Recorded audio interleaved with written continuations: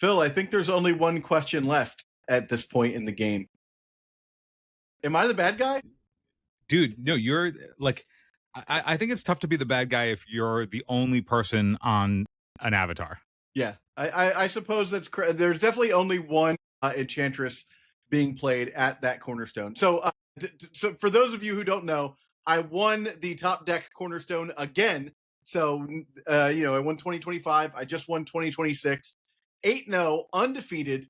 Did not go. So let me rattle off some stats, Phil, because I think those stats are interesting. This is why I always keep paper records of my matches so that I can go back and look at this stuff, because it's super interesting to me to be able to talk about like how you did on the day. And remembering like little plays and life point changes and stuff is important, and writing down notes. But afterwards, you can break it down into stats. And so my average in-game life total, Phil, was 15.375. So I ended most games at about 15 life. I never once hit death's door. I know because I edited your tournament report that'll be up on Patreon in the Enchantress tier before it hits the site in who knows when. But is that suggestive that you didn't play against a lot of aggro? No, I played against some aggro decks. I played against two relative aggro decks in the Druid, Steam Druid, and a Mono Fire Pathfinder, and I also played against another aggro list. It was Mono Fire Savior, right? Was it Savior? Was that Steam Savior? Steam Savior list, which was also like a mono list. Yeah, and I guess there was a mono water Necromancer. I don't know if I would consider Necromancer aggro per se, but it was a more aggressive deck. Yeah, it depends on how they slant it. So, I mean, but only losing a quarter of your life total on average every match. Yeah. Like, what was the standouts? Like, people will be able to read the tournament report and everything, but like, what was the big takeaways? Like, what were the things that you recognize about the build? Because you've been talking about this build of Enchantress that you've been tuning on our Patreon for a while. Yeah. You tell me about stuff that you're considering. You're talking about like essentially like lowering the ceiling but raising the floor such that you have like more consistent draws in a best of one game. But also in your write-up, you talked about a very specific tool that you used at the beginning of every match that helped guide your way. Yeah. Well, so this it really comes down to like knowing the other avatars and what the deck builds are and stuff like that, and having a battle box sort of helps because you're intimately familiar with the cards in other decks because you're chasing them down, building them, whatnot. I think that made up for my lack of practice overall. Like I don't go out to the weekly every week, if I'd love to, but like I just don't have time for that in my schedule as an adult man in his 40s. But because I'm intimately familiar with the cards and building these decks, and I tinker and stuff like that with the decks, I know what's inside of most decks. With that said, I decided that I would heavily incentivize myself to mulligan to hate against any deck that I knew had a specific weakness. So, if I'm playing against Archimago, I'm looking for my Garden of Eden or my Mortuary, that sort of thing. If I'm playing against a Death Speaker, I'm looking for Pyre, Funeral Pyre. If I'm playing against you get the idea. Like depending on what deck you're playing against, there are specific cards that are better against a deck like that. Ring of Morrigan is a classic example for Savior. Now you're only playing one, but you can like just be like, I'm going to prioritize getting this card. I'm going to get rid of these 3 cards and hope that I can, in the 60 cards in my deck, I have a 1 in 10 chance of getting that in seeing that in those 6 cards, right? You can do that, Now the problem with that is when I was playing a more 3-color version of the deck. I am playing 3 colors, or 3 elements, but I am only playing a slight dash. Like I need, for the most part, 1 fire affinity so that I can cast off my my important spells early in the game. Later in the game, you can do whatever. You'll get there eventually if you need to draw. But for my early game stuff to basically set up, I was worried that I would be punishing myself too much if I mulliganed aggressively for stuff, especially if I was looking for specific Atlas cards, sites, and then like at the expense of my mana base, right? So I decided like I would prioritize making my mana base as slim as possible, making it so that the cards in my deck did not need a ton of threshold for specifically for fire, but also for air. And I really mostly was water, a little bit of air, and then like a dash of fire. And I think that a lot of that comes down to the fact that this build is based on something I was talking about in the Enchantress Masterclass. So if you join the Patreon at the Enchantress tier, you'll hear a lot about this theory. But my theory was that I would be playing more fire personally. I think fire is the better of the three offerings as far as what is offered for Enchantress, because you have Wildfire, you have Salty Earth, there's a couple other cards like Invasion that are also very good. Plague. Oh no. Drought, obviously. Famine. And Great Famine as well, which I didn't play because I was like, it's too late to Great Famine when you're like looking for two, and if it's in your hand and stuck in your hand, you're no good.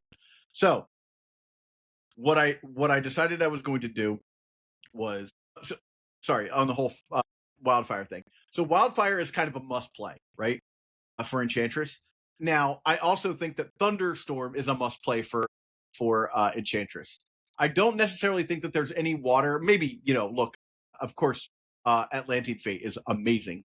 But if I had to jump off of water to play fire, I probably would prioritize water less because you just have access to Acid Rain and Silence. I think Silence is very good, but I don't think it's like build a deck around this card good. That said, Thunderstorm costs 2 air threshold, which means that I can't splash air, right? So if I wanted to do like a Steam build, I couldn't just splash air and like reliably cast Thunderstorm. So I have to be on Dank, aka Mist, whatever, your water air list, splashing fire, because Wildfire only costs 1 red affinity. So it allows you to basically splash that and splash another card that only costs 1 red affinity is Poison Nova, which I think is really important in this deck. And then also another card that only costs 1 red affinity that I had in there is Infiltrate. All these cards are bonkers good. They work aggressively and defensively. And to me, like that was just kind of where I wanted to be as far as this deck was concerned. I wanted to be the biggest mid-range deck that could close out games fast once I got to the point where I was dominated. Yeah, so they say the best moves are the ones that do 2 things at once. Yeah. So to answer your question, mulliganing, learning to mulligan against specific decks was the tool that I used, and I think that I really have to give a lot of weight to the fact that I was able to do as well as I did, because I almost always got rewarded for doing that. Today's video is sponsored by Moxfield. They just dropped an advanced search engine for Sorcery: The Contested Realm. If you want to browse every available card or dig deep with powerful search filters, head over to sorcery.moxfield.com. You can even click on the search syntax button on the main page to see all the terms you can use. And don't worry, when new cards are revealed from official sources, Moxfield updates quickly. Now on to the show, especially with your sites. That was the thing that I took away most from editing your piece. Was we talk a lot about how crazy powerful it is that so much of the hate in Sorcery is like, there are some hate cards that become really challenging to play because in a best of 1 game, you can't really allocate slots to a card that otherwise won't have text if it doesn't line up in a matchup. So like, your Thumbscrews of the world, or your Iron Maidens, your Cursed Irons, like these are cards that they're clearly hate cards trying to stop or punish certain types of gameplay, but you can never really sleeve them up reasonably in an open field, unless you're going to your local and playing against the one specific person who always does the one thing, and you're like, okay, this will catch them. But otherwise, in a best of 1 game, it's really hard to play any of those, like what would otherwise be sideboard cards, right? But a lot of the hate cards that can see play are sites, because they're providing you with mana. So the fail rate still doing their job at their base. Yeah. The fail rate is they're providing you mana, and oftentimes also providing you threshold. And as I was reading your article, I thought, man, the weight that you can put on mulliganing sites for hate, because it's free and the cost to you doesn't really exist because they're still helping you cast your spells. So the And downside, and you have a smaller deck, so you're more likely to see those hate sites. yeah. So like I think that there's what I gleaned most from your win was how you were leveraging the fact that you get to play like what are effectively hate sideboard cards open because your opponent has to play their avatar to you before you make those decisions, and then you're just like, okay, I'll essentially mulligan for my sideboard cards against this avatar that you get to play main board reliably in ways that you wouldn't be able to play spells unless you're doing it like off for some other reason and it happens to line up. Like if you're playing drought and you go up against like mono water, okay, good, you got the matchup lottery, but you're like, well, I needed an aura, so I'm doing it really just because it's a 4-power minion, less so for the effect. The effect just happens to have upside because of a lottery win, but that's not actual something that you're able to like do intentionally. Whereas the sites you can, and it seemed like the sites were your heroes all Yeah, oh day. yeah, for sure.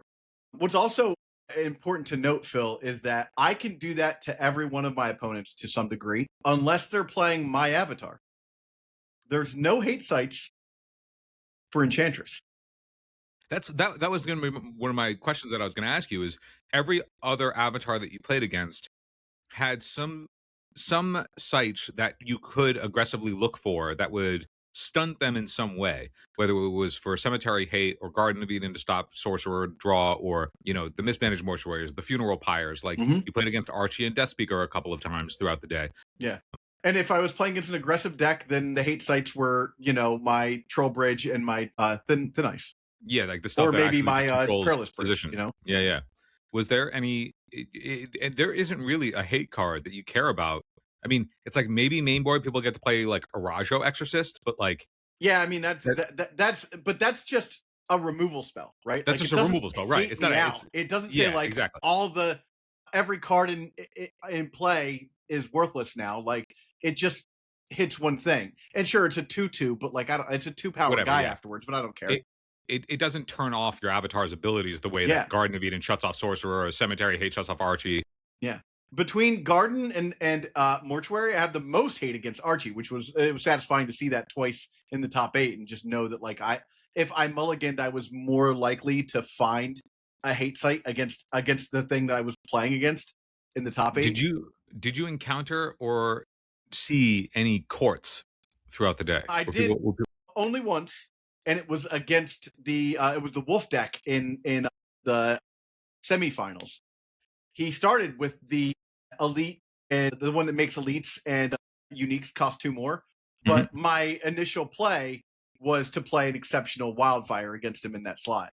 That was a really interesting match, and I'd almost like to like show people what that match looked like on paper, because that was all about positioning. And you read in the article, but poor David, man, like I think that would have went a lot differently for him had he not like made the mistake of he played a Hamlet on turn 1 and put a wolf down, and then he was like, I'm gonna not do that, and I was like, yeah, no problem, and he played something different and passed the turn. But at that point I realized like he's on wolves, so I just kept playing to my back row, making him come towards me. And normally that's not a thing you want to do, is make your opponent like come all the way towards you, but I knew that would mean that that's one less turn he got to attack me, and then he would be in range of my nearby for wildfire, so I could drop a wildfire on his head and like just get him. So to me that was like that was like a really heads up play from me, where my opponent made a totally legal play, which was, I'm going to take this back, nothing's changed, I'm going to do this differently. As soon as I saw he had wolves, I was like, I want to make him come to me, and then I want to drop a wildfire on like 3 wolves that are on the same site. And it's exactly what happened. So tell me, what were the standouts? I mean, we've talked about your deck list on a previous episode, so people can go and see the deck list that you played. What were the standouts? What were the things? Were there any changes? Were you like, this is a pristine 60-30-10, or were you considering like, yeah, I'm recognizing something different that I would like? What were the things that stood out to you as strong? What were the soft points? Were there any changes that you'd consider? Yeah, let me see if I can find the exact list, because this doesn't look like it's the exact list. I've renamed it to Dankest Enchantress. Yeah, while you're looking it up, I think that the decision out on like what we should be naming element pairs, at least for the 4. I think the Omphaloses sort of dictated that. I think that we're pretty clear on what the 2 element pairs are. If they have an Omphalos, like Dank or Char, like that's what it is. It's, All right, here we go. Dank Dankest water, Enchantress. Yeah, you're playing air fire, it's Char. All right, so I'm gonna minimize this just a touch. Okay. What is it? Earth fire is Torrid. Earth fire is Torrid. Yeah. What's the last one? Algor. Oh, that's right. Algor. I don't love that. Like Algor doesn't mean anything to me. Torrid doesn't mean much to me either. I think steam, smoke, lava, as it were. All those make sense, but Dank is like the one that like you could call it mist or you could call it Dank, and I think Dank is fine. People understand what Dank is. So, you still there? All right, yes, there you are. Okay. So if we see here, I did a couple things from. Let's talk about DC.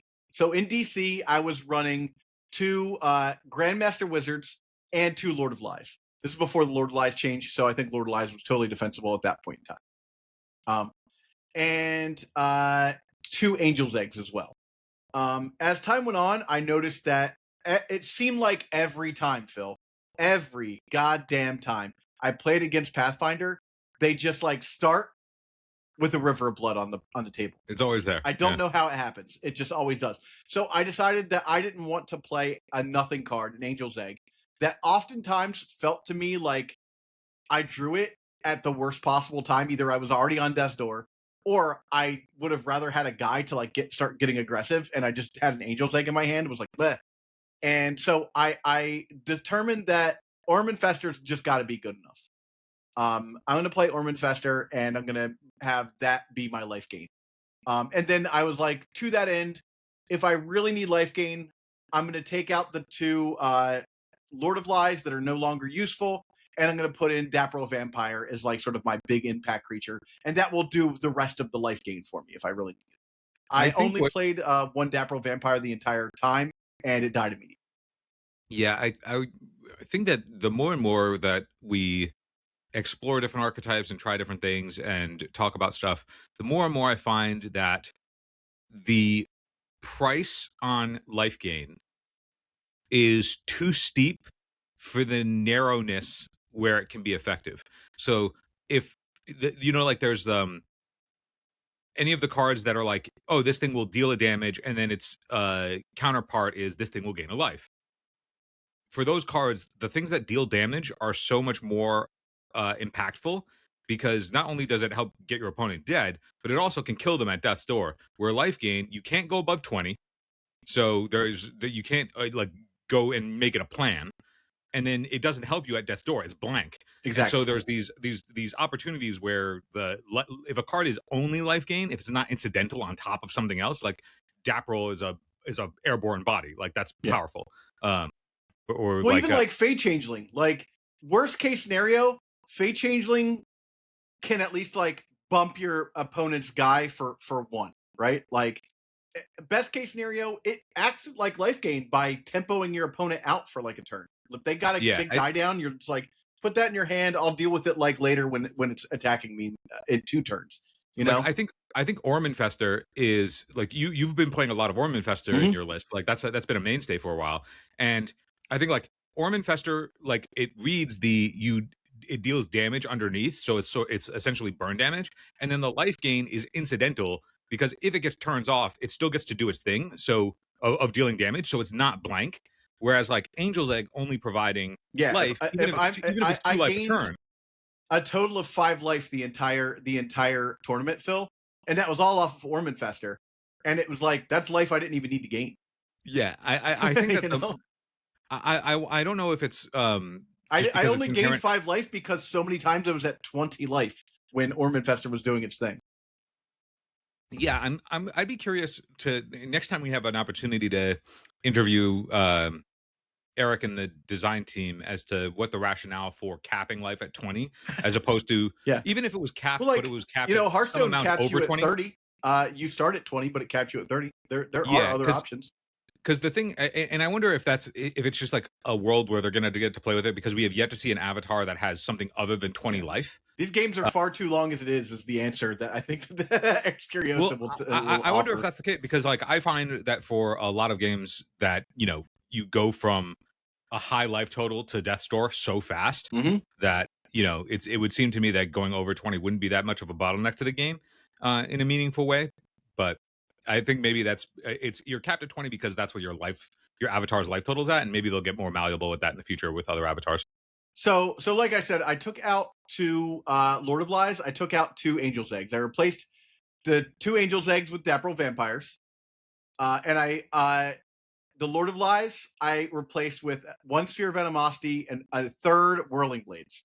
And I gotta tell you, I was nothing but impressed by how often Whirling Blades was just like so good. I think I cast it 3 times, and every time it felt like I had just won the game. I would assume that Whirling Blades is better in your deck because of the fact that your minions cover a quarter of the realm whenever they move. Yeah. And so taking 2 steps. The only times I cast them were actually on wildfires, so that didn't actually happen the way I wanted it to. But still, like, I did 11 damage with the wildfire. Yeah. I did 4 and then attacked for 4 and then burned for 3. And there was no one around to block it because I had removed everything with Whirling Blades, right? Yeah, and I think what you were talking about before, I think that Enchantress, the backbone of Enchantress being the 3 Wildfire, 3 Thunderstorm, because they're both exceptionals, that's something that you can reliably know that you're going to be able to cast like on turn 3 or turn 4. No like, courts can stop them, Yeah. So it's like you can presume that every game, no matter what you're doing, unless like something you need to take some sort of specific action for something that you weren't expecting, but otherwise that like in the dark against everything, you always are going to be able to execute this plan. And both being very good and doing similar things. So I think that you're right that you sort of have to be in sufficient air and then enough fire to at least touching it so you can get wildfire. A play that happened in one of my matches that I didn't talk about, I think it was with the Necromancer. He had out a questing beast, and it was on the same site because it gets to move. It was on the same site as my Order of the Sacred Torch. And it was next to a Thin Ice.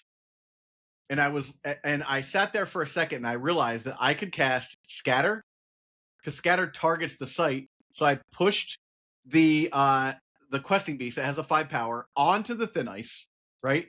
Pushed my my order away from the what's it called? The questing beast. So I was able to move and attack away from the questing beast, and then I got to kill the questing beast on top of that. Just like Scatter has been just an absolute all-star every time I played it. Like knowing that like if your opponent has thrown a bunch of guys on their site with their avatar to like protect their avatar, that you can just be like, everybody leaves, the avatar moves towards me, I smack the avatar. Yeah. It might not read at first glance how powerful Scatter can be, but and it just gets around targeting. Like you just target the location, not the yeah. I've my Scatter experience has been a little bit different in that I play one in my board when I'm Immortal Throning. That way, if I have an opposing avatar on top of me, and it becomes really difficult to move, I can, after I've done my loops and drawn however many cards, I can Silver Bullet for the Scatter and push it off. Nice. Yeah. Other cards that were like really, I cast Death Dealer 0 times, which was pretty surprising to me. I just like never. I drew it once and really didn't need it when I had it. So that's a card that I'm like kind of like, do I need another one? Every time I cast Major Explosion, it was a blowout. With all the fact that you felt so far ahead of a lot of the opponents that you, or at least in the matches that you played over the weekend, do you think that like there is space to get rid of some of the top end that you're like, this is excessive? Like the Dap Rolls or the Death Dealers, like are these cards necessary for what you're trying to do, or do you think? I'm assuming that when Lavamancer versus Frostmage comes out, I'm gonna have access to some more lower cost minions that might fit into these roles a little bit better. Like, do I need are all these best in slot right now? They're best in slot. but like they might not be after that comes out. And I would like to see like Dr. Demetrius is cute. It's cool that I can give an aura uh, a ward, but that doesn't do a whole ton. Abaddon Succubus is good. It like comes into play. It does a thing. Sometimes it gains me life. I did gain life with the Abaddon Succubus as well. But it doesn't submerge. So like if I want to pull something onto a Thin Ice, they both die. This is a card that like is great right now, but might not be great once we see some more cards. Shrine of the Dragon Lord has been okay, but like honestly, I just rather like have the abundances. And I'm playing too, but like Shrine of the Dragon Lord's a card that like it solves my mana problems totally. Like if I get this in play, I almost never have any mana problems. But I'm down a card. That's the point, right? Yeah. Yeah, I'm down a card, so that's a little bit of an issue. I could see if we get another aura that can replace Wildfire, in air or water, maybe I would go down to just having like no fire in the deck. But right now, like Infiltrate, Poison Nova, and Major Explosion did so much work. I was gonna say it seems like all of the big moves that you got to have were because you had Poison Nova and Major Explosion. Like those seem to be your critical cards over the course of the day. At least Poison when Nova, I only got off one time, and I only need to get off one time. So it was great when I did it. For sure. I'm not mad about having in my deck. I truly rely on having them in my deck because I think about when I'm going to draw those to know that I can get rid of the board, and I position my minions on the board in such a way that like if I know that I have it, I could move them out of the range of the Poison Nova and like kind of like plague win the board. So I don't think it's a card I would take out per se, but man, Major Explosion, like every time, like, the thing is like, I like Death Dealer for what Death Dealer's doing. I like Major Explosion for what Major Explosion's doing. I don't know. It would be a very tough call to be like, I'm going to remove Death Dealer so that I can play 2 Major Explosion. I really like Wrath of the Sea. Wrath of the Sea does things that Major Explosion doesn't, like gets rid of all the ward minions that are out there.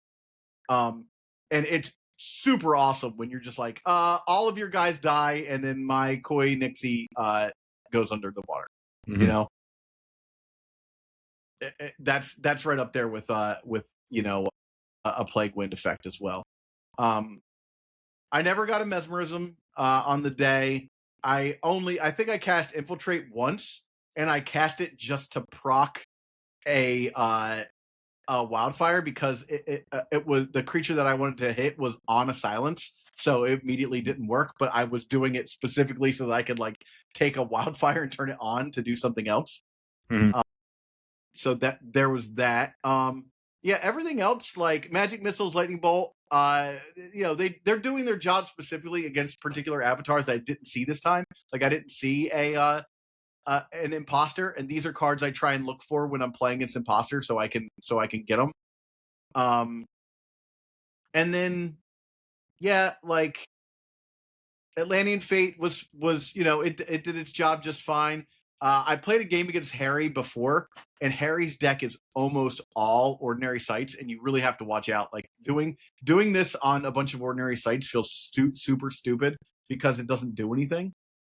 It's just at that point it's a bad drought. It's just sitting there waiting to be like animated. Yeah, because against all if it's only ordinary sites, then the top line of text just doesn't do anything, right? Yeah. And then Acid Rain was fine, but the one of the times I had Acid Rain in play, I actually needed it to not be around because I had Ring. So I was like, I think I just have to like cast a spell and have this die. Because it was like in a void. You like just animate it and move it away from you?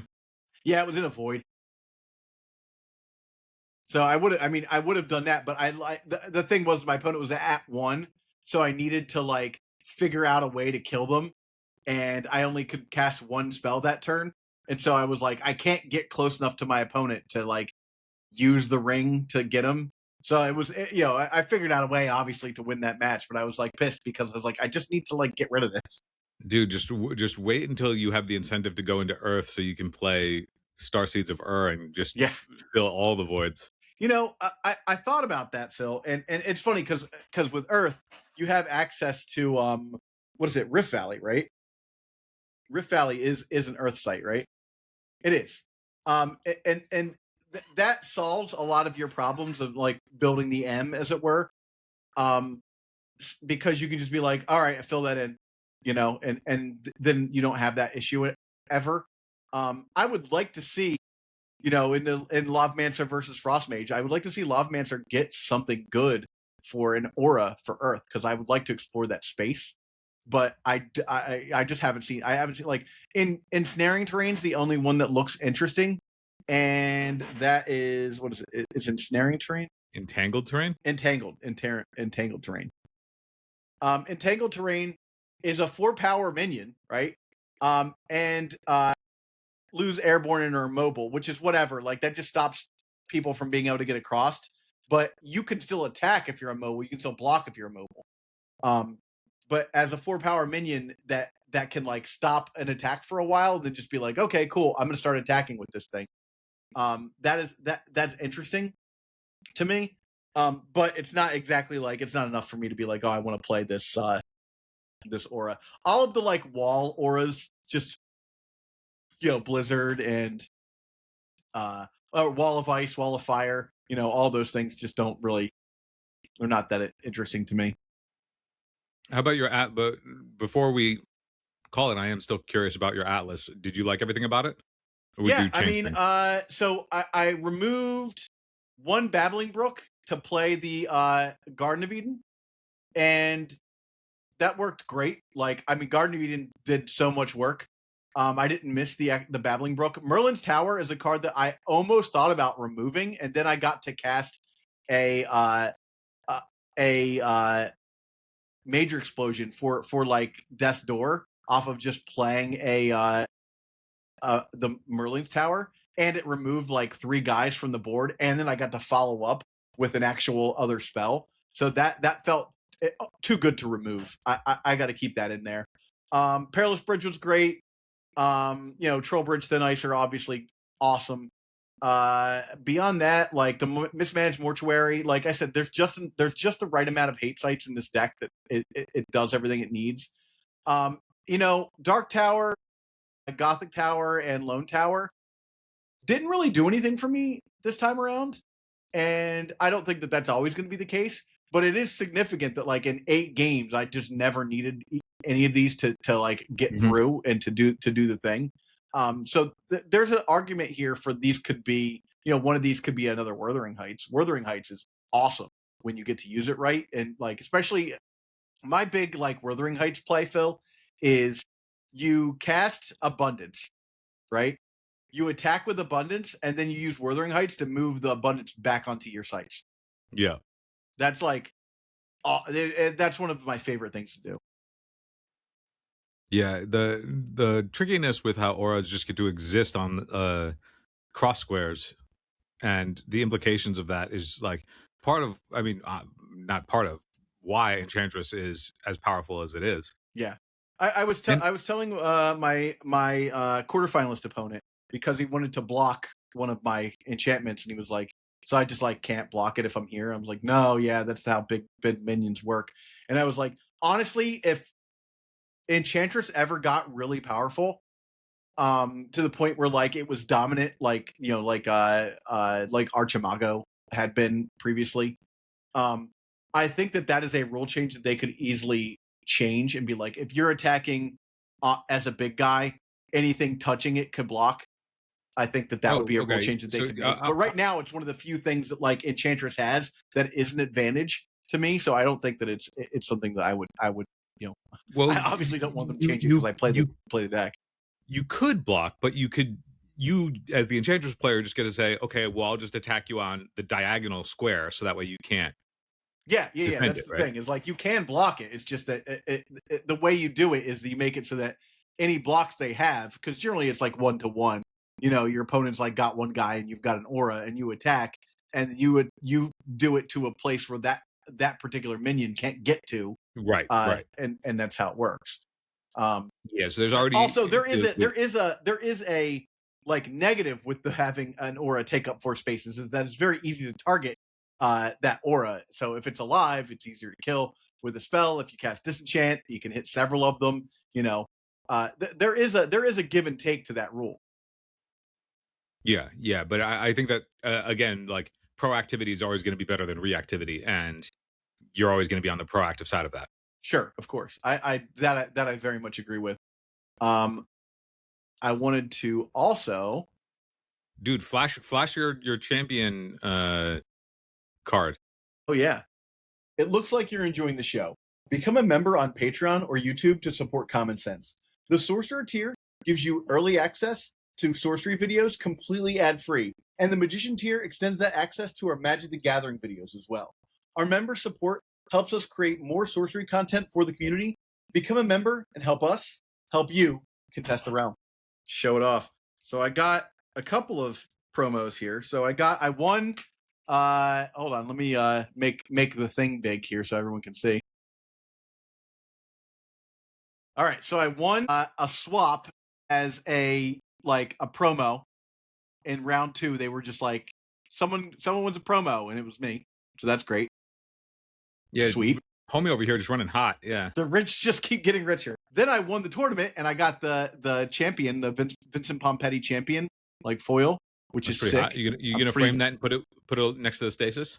I'm actually, you know what I'm gonna do? I'm gonna get this slabbed. I think this is one of those cards that, like, you should get slabbed. And then I also won Frank Frazetta Sorcerer. What was that win for? That was just part of my part of my winnings. That was like I got and then I also everyone got a promo Den of Evil, but I also got a foil promo Den of Evil. Nice. Yeah. So that's sweet. So yeah, I think the champion and the sorcerer, I might actually, like, I generally don't slab cards, but I think that these are like so significant to me. Like, I mean, one, the champion is just like awesome. Like, that's, proof that I got there. I probably will never trade it, but it would be cool to get it slabbed. But the sorcerer, again, it's like it's a moment in time. So I think that it's a card that I would like to get slabbed just because it would just be nice to have these things as like keepsakes. And the great thing about slabbing a sorcerer is that you can still play them. Right. And for anybody that's looking to slab some cards, we actually, over on eternaldurtles.com, you'll see on the right widget, which you can, if you just press the lines on mobile, you'll be able to find that. We have a button that'll take you to Beckett Collectibles to slab your cards, and if you go through there, we get a small kickback on that, and it supports the show. So look at that. Yeah. And what else? There's two other things I wanted to say. One, thank you for anybody that has joined the Enchantress Masterclass. I think we've got 3 or 4 or 5 people in there now. Carl, I just saw your message. Thank you for the congratulations. I appreciate that. Carl's in the Enchantress Masterclass bracket as well, so that's awesome. Lawrence as well. So we've got a few people that are already in the Enchantress Masterclass. If you want to get good with Enchantress with this particular avatar, I seem to be the guy to help people do that. So I'm all about that. And it's not just like me talking about Enchantress. If you have questions about the avatar, if you want to discuss a build, that sort of thing, that's what I'm here for. So you can join our Patreon at patreon.com/eternaldurtles. You can join us for just sorcery content. You'll get ad-free sorcery content. The Enchantress tier gets you all of the Sorcerer tier content, and it gets you the Enchantress Masterclass content as well. So there's that. And I mean, I had a blast. Also, I wanted to give a big shout out to Matt, who was my finalist opponent in 2025 at the Cornerstone. He made it all the way to the finals again, and then lost to me again. Sorry, Matt. But it was real cool, like, to watch him and me, like, both of us were like kind of like ticking up, and then like I was like, "Did you make top 8?" And he's like, "Yeah, I made top 8." And I was like, "Oh, cool." And then I did the like pairings. I was like, "Bro, if you win out and I win out, we're gonna see each other in the finals." He's like, "Oh, that'd be," And then of course we did, which was awesome. This is one of the early rivalries in sorcery. Indeed.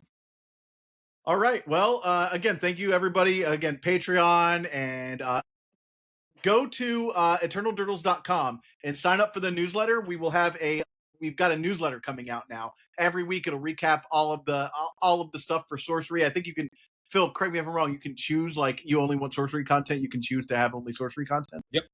We do have Or sorcery magic and magic content. content, but Yeah. when you subscribe to the newsletter, it'll prompt you to say like what are you interested in, and it will give you categories. And sorcery is still young enough that it's just sorcery. So if you're only interested in sorcery, then you'll click on that, and then you'll be subscribed to get the sorcery content, and that is great. And then you'll get a weekly newsletter that has any of the sorcery content. So if you missed it, stuff going live at the week as we build up our content stream.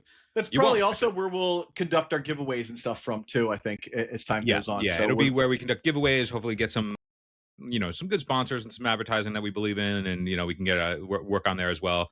It's just to make it so that rather than you guys having to come to the site, we can come to you.